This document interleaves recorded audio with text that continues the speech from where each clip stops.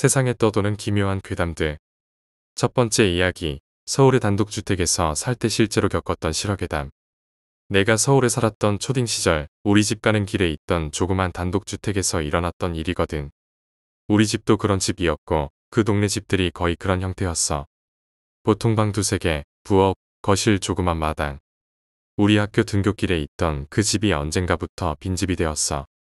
무슨 사고가 있었던 건 아니었던 것 같고 아마 비 때문에 그 집 가족들이 야반 도주를 했나 그럴 거야. 사람들이 몇씩 찾아오고 그 집 앞에서 막 큰 소리로 욕도 하고 화풀이로 대문도 때려 부수고 했거든. 우리 집에서 얼마 안 떨어진 집이었는데 사람이 안 사는 데다 대문까지 부셔지다 보니 급격히 폐가가 되어 가더라고. 몇 개월이 흘러 한여름을 나고 나니 어디다 내놔도 손색이 없을 폐가의 위험을 갖추었어. 집 하나 훅 가는 거 금방이더만. 그런 집이 대부분 그렇듯 그 집도 그 동네 공부 싫어하고 말 안 듣는 소위 불량 형들의 아지트가 되었어. 때론 일탈의 장소로 형, 누나들의 미팅룸이 되었고 때론 가출한 이 나라의 새싹들의 하룻밤 합숙소가 되기도 한 그 집은 항상 본드와 부탄을 푸는데 사용한 검정 봉지와 빈 가스캔이 어지럽게 굴러다녔지. 내가 예전 글에서도 여러 차례 얘기했지만 집은 사람이 살지 않으면 그게 폐가야. 산 사람 피해서 귀신 꼬이기 마련이야. 산생물이 아닌 무생물인 집은 거기 사는 사람을 통해 운기와 생기를 얻어. 그래서 사람이 떠나면 급격히 기운을 잃어서 생기를 싫어하는 귀신들이 터잡고 사는 거야. 그 집은 급기야 일부 관땡이 부은 형들이나 범죄자만이 찾는 명소가 되었지. 매일 지나다니는 나는 처음엔 좀 꺼려지는 정도였는데 나중엔 쳐다보기도 싫을 만큼 무서워졌어. 그러다 어느 날 기어이 사단이 일어났어. 아침에 언제나처럼 밥 먹고 씩씩하게 학교를 가려고 집을 나섰는데 그 집 앞에 이른 시간인데 사람들이 모여서 수군대고 있었어. 난 너무 궁금했지만 지각하면 혼나니까 일단 학교를 갔어. 학교가 동네다 보니 학생들도 다 동네 사람들이었는데 등교를 했더니 우리 집 근처가 집인 친구가 나한테 묻더라고. 둥이야, 너 새벽에 들었어?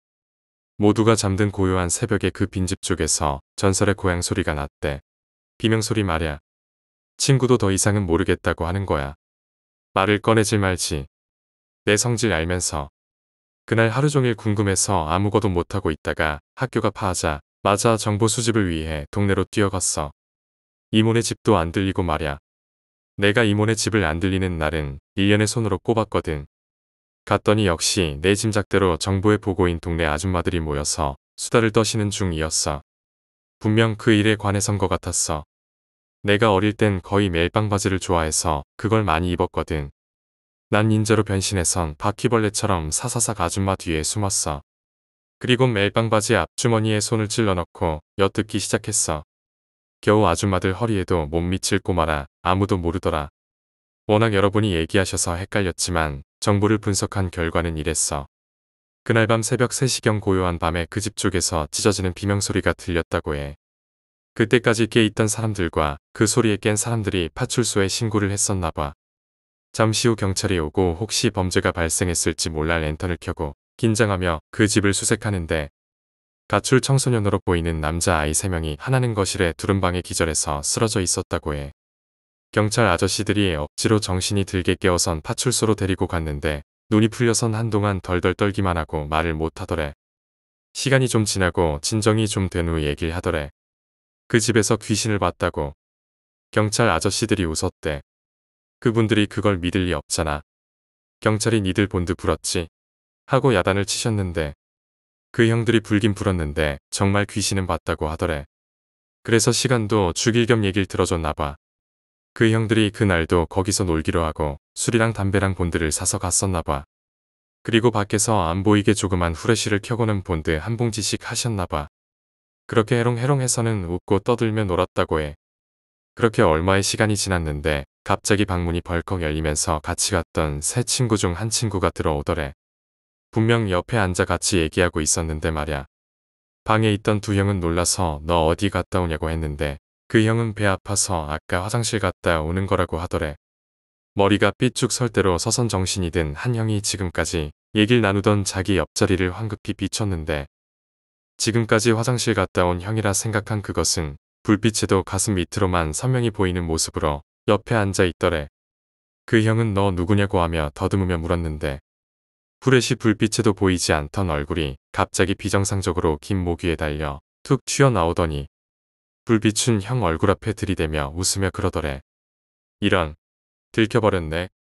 더 이상한 일이 벌어졌어. 방에 있던 두 형이 1과 2라면 지금 얘기한 건 1형이었어. 그 형은 자기 왼편을 비춘 거였어. 목 긴 귀신이 화장실 갔던 형이라 생각한 거지. 그때 옆에 앉아있던 이 형도 떨리는 손으로 겨우 라이터를 켜서 자신의 오른편을 비추고 있었다고 해.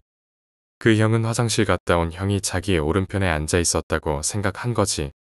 라이터 불빛에 비친 그놈은 생전 본 적이 없던 놈이더래. 근데 그런 놈이 친구인 척 친구 목소리로 얘기를 한 거야. 이 형이 놀라서 엉거주춤 일어나 소리를 질렀어. 누구야? 그러자 옆에 있던 친구라고 생각했던 그게 웃으며 감았던 눈을 뜨더래. 눈이 눈동자가 좁쌀만하고 전부 하얗더란다. 그런 얼굴로 웃으며 그러더래. 이런, 나도 들켰네. 그게 거의 동시에 일어난 일이었어. 그리고 이 형은 그 자리에서 기절을 했어. 방문 앞에서 그 광경을 본 화장실 다녀오던 형은 비명을 지르며 도망을 갔어. 지 혼자 살겠다고 친구 다 버리고 말야. 그러나 세 걸음도 못 갔대. 돌아서서 비명을 지르며 도망가는 뚱형 앞엔 방 안에 기절해 쓰러져 있는 두 형이 서 있더래. 놀다 어디 가냐 하면서. 그 형들의 얘기는 묵살되었어. 그냥 본드 불어서 집단 환각을 일으킨 걸로 가볍게 취급되었지.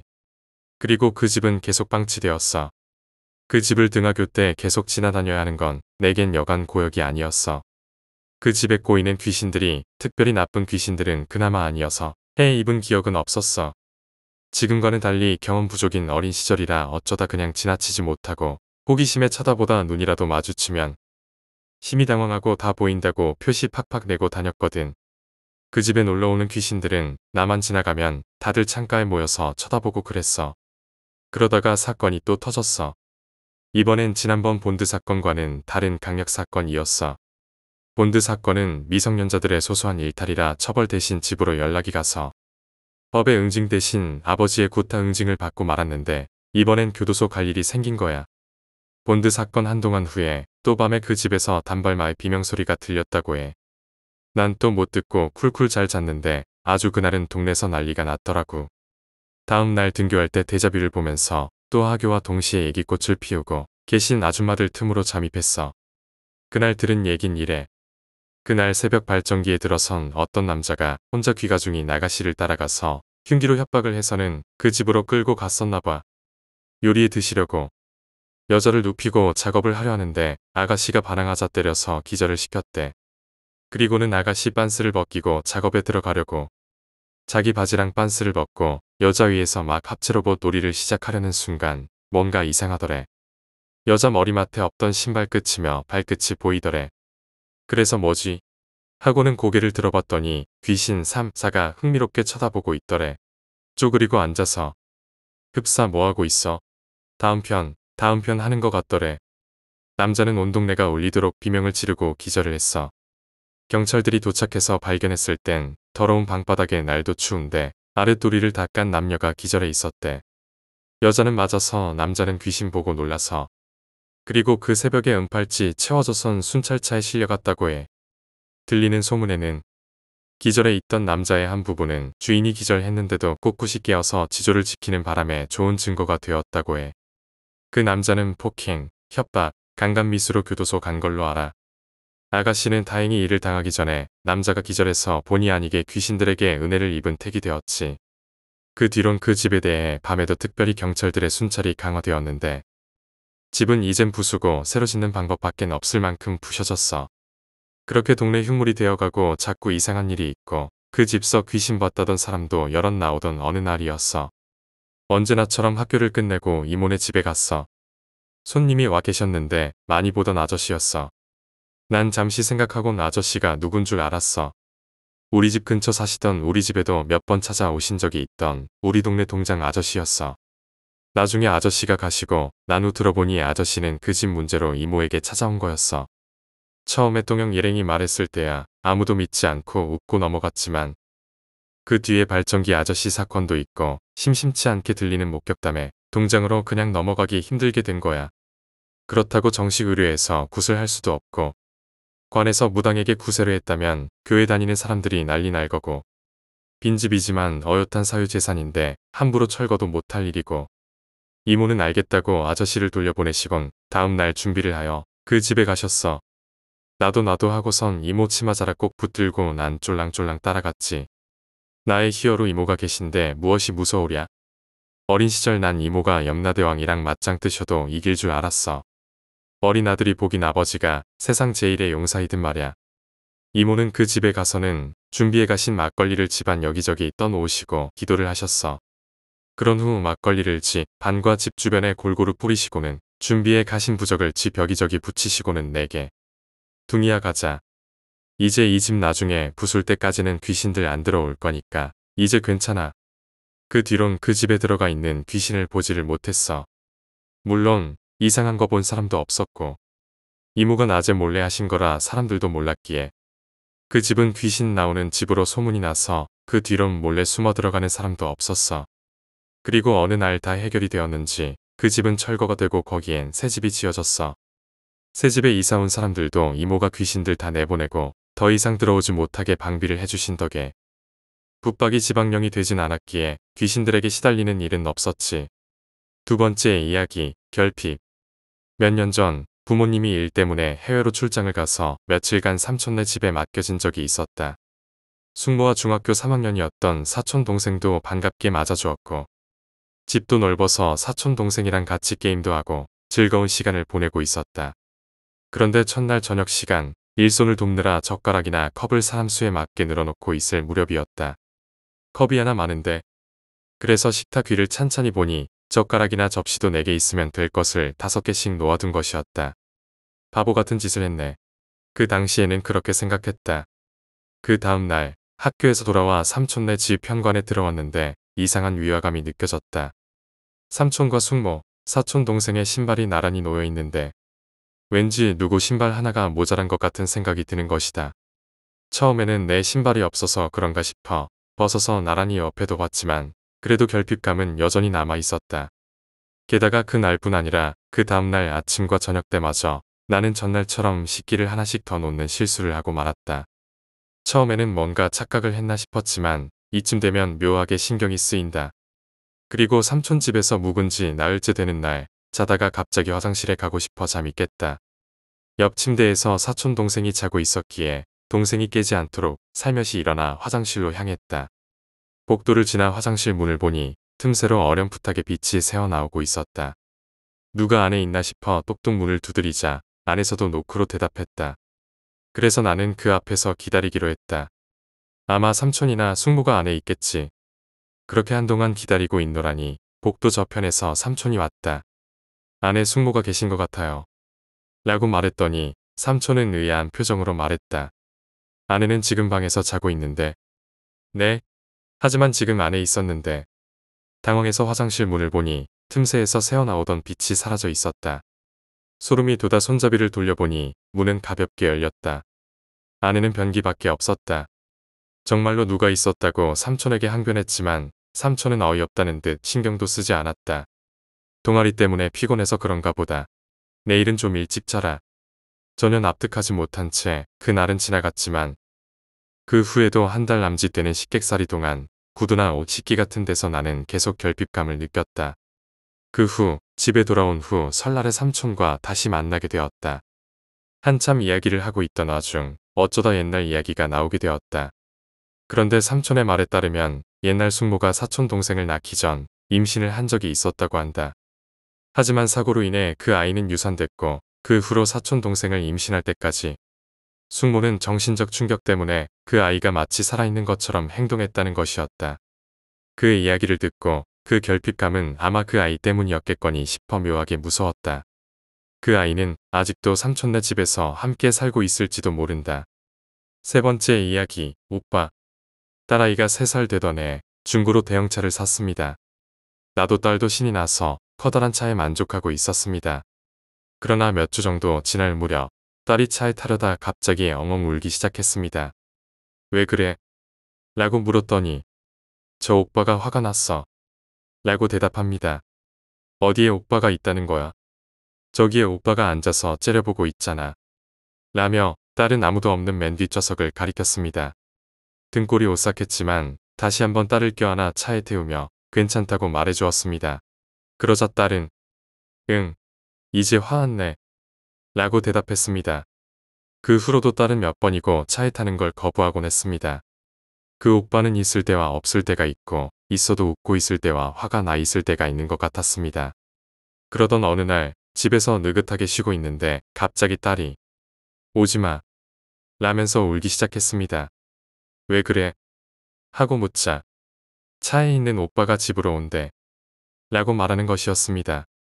그 말을 듣자 나도 무서워졌지만 딸을 달래야 한다는 생각에 여기는 집이니까 괜찮다고 말했습니다. 하지만 딸은 벌써 현관까지 왔다고 무서워 화내고 있어 들어오려고 하고 있어 라며 마구 날뛰면서 엉엉 울었습니다. 나도 무서워서 어찌할 바를 몰랐지만 그래도 현관 쪽으로 가서 예, 그만둬 들어오면 안 돼 라고 소리쳤습니다. 지금 생각해보면 나도 무서워서 반쯤 울고 있었습니다. 굳게 닫힌 현관을 보며 펑펑 울고 있는 딸을 꼭 껴안고 괜찮아, 엄마가 지켜줄 거야 라고 말하며 같이 떨고 있었습니다. 원래 어릴 적부터 천장 구석에 할머니가 있어 오늘은 할아버지가 왔네 라며 이상한 걸 보는 딸이었지만 그 오빠처럼 두려워했던 존재는 없었습니다. 나는 집에 있던 소금을 현관에 뿌리며 위협하듯 큰 목소리로 들어오지 마, 우리 딸 겁주지 마 라고 계속 외쳤습니다. 그리고 현관에서 가장 먼 방에 들어가 딸과 둘이 꼭 껴안고 남편이 돌아오기만을 기다렸습니다. 1시간 정도 그렇게 있자 이제 간 것 같아 라고 딸이 말했습니다. 겨우 마음이 놓여서 나도 모르게 눈물이 흘렀습니다. 이후 친척의 소개를 받아 영능력자와 상담을 했습니다. 그 차에는 초등학교 고학년 정도 나이의 남자아이 0이 달라 붙어 있다는 것이었습니다. 그 영혼이 딸과 같이 놀고 싶어 한다는 겁니다. 매일 함께 놀고 싶은데 딸이 차를 타지 않아 화가 나 있다고 했습니다. 그리고 0이 집까지 찾아오는 건 위험한 일이니 집 근처에 소금을 뿌려두고 차 안에 귀여운 인형이라도 둬서 0을 달래주라는 이야기를 전해 들었습니다. 그 말대로 하고 한 달쯤 지난 후부터는 딸도 문제없이 차에 타고 오빠에 관한 이야기는 꺼내지 않게 되었습니다. 그 차는 지금도 타고 있고 오빠가 타고 있다던 맨 뒷자리에는 딸과 아들이 타고 있습니다.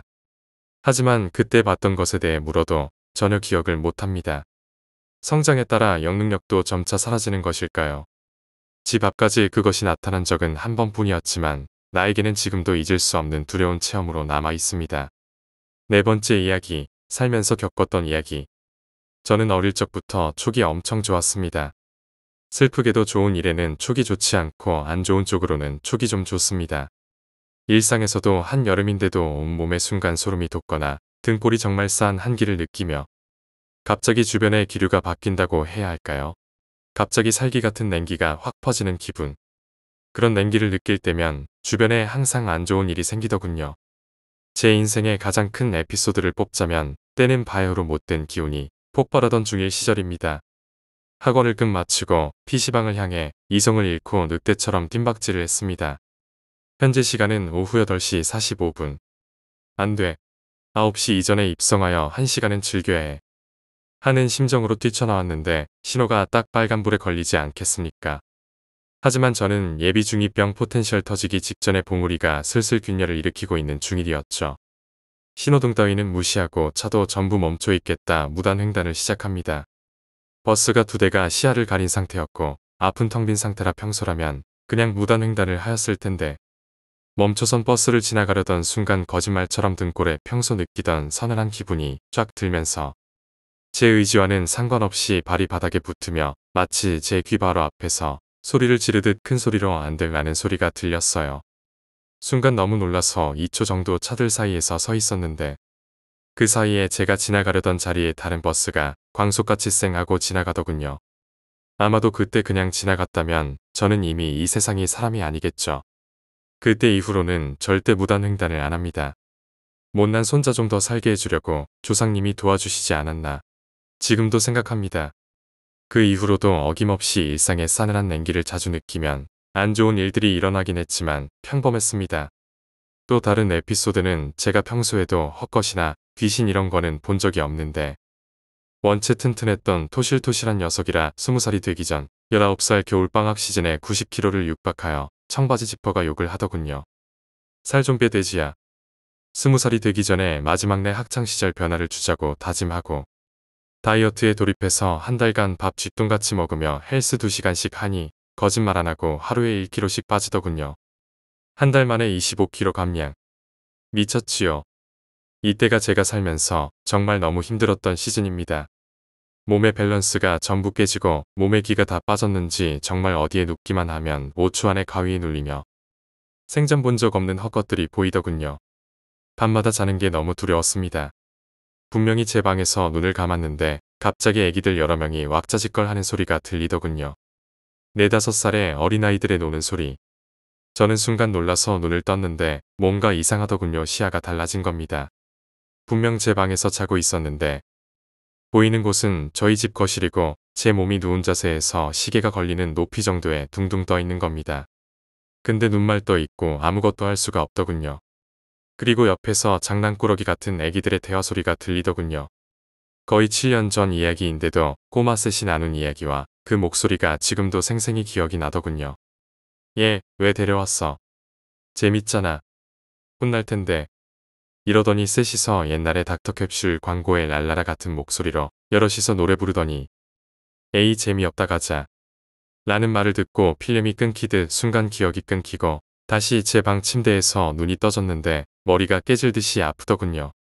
무리한 다이어트로 몸이 다 망가지면서 거의 1년 정도를 헛것 보면서 엄청 고생했는데 그때 고생한 거 생각하면 아직도 눈물이 납니다. 지금은 올바른 방법으로 운동과 식단을 통해 몸을 회복하니 자연스럽게 헛것도 안 보이고 가위도 한 번도 안 눌리고 정상적으로 잘 살고 있습니다. 그래도 주변에 누가 죽거나 안 좋은 일이 생기면 주변 기류가 냉랭하게 바뀌는 것을 느끼고 이유 없이 소름이 돋는 거는 지금도 여전합니다. 5번째 이야기, 풍습. 예로부터 전해 내려오는 풍습이랄까, 저주에 관한 이야기라 그닥 현실적인 공포는 아닐지 모르겠다. 하지만 관심을 가질 사람은 분명 있으리라 생각한다. 우리 친가에 관한 이야기다. 우리 친가는 깊은 산속에 있어서 핸드폰도 안 터지는 곳이다. 어릴 적에는 TV도 없고 게임기도 없으니 산에서 놀 수밖에 없었다. 해가 질 때까지 산에서 벌레를 잡으러 돌아다니거나 기지를 만들어 전쟁놀이를 하거나 하면서 당연히 산속이니 여러 동물과 만나는 일도 잦았다. 뱀, 너구리, 그리고 원숭이. 특히 원숭이는 그 무렵부터 보호종으로 지정된 탓에 점점 수가 늘어나 우리가 산에서 시끄럽게 놀고 있어도 곧잘 주변에 나타나거나 울음소리가 들려오곤 했다. 그 당시 마을에서는 원숭이가 애물단지였다. 기껏 가꾼 밭을 망쳐놓거나 집에 들어와 아이들을 해칠 수도 있다는 이유에서였다. 어른들은 정부가 원숭이 수렵을 금지했다는 것을 알면서도 몰래 직접 원숭이를 사냥하고 있었다. 잡은 원숭이는 모두 어느 할아버지네 집으로 보내졌다. 그 할아버지가 마을 촌장 비슷한 원로 같은 존재였기 때문이다. 어릴 적에 원숭이 사냥을 하는 모습을 본 기억은 없지만 종종 원숭이의 사체를 들고 그 할아버지네 집으로 향하는 어른들의 모습은 본 적이 있다. 내가 고등학교 3학년이 되던 해 갑자기 그 할아버지네 집에서 나를 찾았다. 그 무렵에는 나도 머리가 커서 얼마나 좋지 않은 환경에서 살고 있는가를 절감하고 있었기에 마을의 상징이나 다름없는 그 할아버지는 정말 싫었었다. 하지만 어째서인지 부모님이 나서서 필사적으로 다녀오라고 보챘기에 어쩔 수 없이 그 집을 찾아가게 되었다. 할아버지네 집에 가자고 말하는 할아버지는 소복을 입은 할아버지가 정절을 하고 있었다. 올해 몇 살이느냐? 공부는 열심히 하고 있느냐? 뭐 그런 이야기를 들었던 것 같다. 그런 인사치레 후 할아버지는 집안 다다미 20장 정도 크기의 방으로 나를 데려갔다. 방 한가운데에는 기분 나쁜 시체가 널려 있었다. 얼굴과 크기를 보아하니 아무래도 사냥한 원숭이인 듯 싶었다. 하지만 생긴 게 이상했다. 원숭이는 온몸에 가죽이 벗겨진 채 작은 기모노를 입고 있었다. 언뜻 보면 송곳니가 난 채 가죽이 벗겨진 작은 사내아이 같은 모습이었다. 시체 주변에는 다른 마을 노인들이 쭉 둘러앉아 무언가 소근소근 말을 나누고 있었다. 할아버지는 내게 아직 17살이냐며 몇 번이고 물었다. 갑작스레 펼쳐진 광경에 당황해 있는 내게 노인들이 소복을 건네며 갈아입으라 했다. 둘러앉아 바라보는 시선이 두려웠기에 나는 순순히 그 말을 따랐다. 옷을 갈아입자 노인들은 시체를 방에서 뜰로 옮겨 뜰에 있는 작은 데에 올려놨다. 온마시라의 의식이니 A의 장남, 비로다. 할아버지가 거창하게 운을 띄우자 주변 노인들은 끝도 없이 이름을 외기 시작했다. 처음에는 무슨 소리인지 알아듣지 못했지만 한동안 듣고 있자니 그건 우리 집안 선조들의 이름이었다. 천천히 부르는 이름이 대를 이어 내려와 내 이름까지 내려오자 할아버지는 관솔불로 대 불을 붙였다. 대는 불타기 쉽게 집과 헝겊 같은 것이 깔려 있었다. 원숭이 시체가 기모노처로 불태워져 간다. 주변에는 고기 굽는 냄새가 자욱해지고 그 사이 노인들은 병 같은 것을 외고 있었다. 한동안 그렇게 시간이 흐르고 원숭이가 충분히 구워졌다고 생각한 것인지 노인들은 원숭이를 불 속에서 끌어냈다. 그 후 구운 원숭이를 가지고 다시 방으로 들어갔다. 방 안에는 어느새 잔치상이 차려져 있었다. 잔치상 중앙에는 곡물을 올려놓는 받침대 같은 게 있어 거기에 구운 원숭이가 올려졌다. 그리고 할아버지가 받침대 주위를 한 바퀴 돌자 노인 중 한 명이 원숭이를 해체하기 시작했다. 할아버지는 나에게 똑같이 한 바퀴 돌도록 강요한 후 해체한 원숭이 고기를 먹기 시작했다. 내가 조심스레 한 바퀴를 돌자 할아버지는 내게도 원숭이를 먹으라고 했다. 나는 도저히 버틸 수 없었지만 아주 살짝만 갉아 먹었다.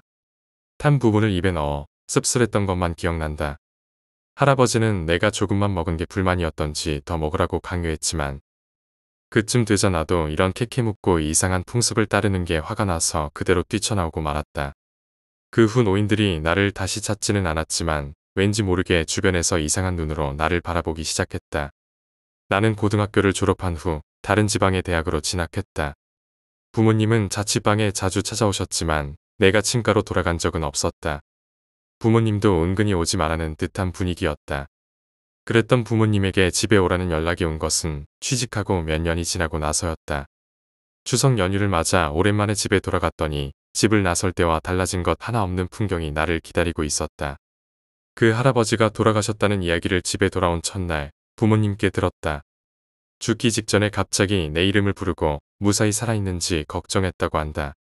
그제서야 나는 부모님께 온마시라의 의식이 무엇인지 처음으로 물어보았다. 부모님 말에 따르면 먼 옛날 이 마을 사람 중 한 명이 산신령이 아끼던 원숭이를 죽여버려 그 이후 마을 전체에 원숭이의 저주가 걸렸다는 것이었다. 특히 그 할아버지네 집에는 기영아가 태어나는 저주가 걸려서 저주를 풀기 위해 온마시라의 의식을 하고 있다는 것이었다.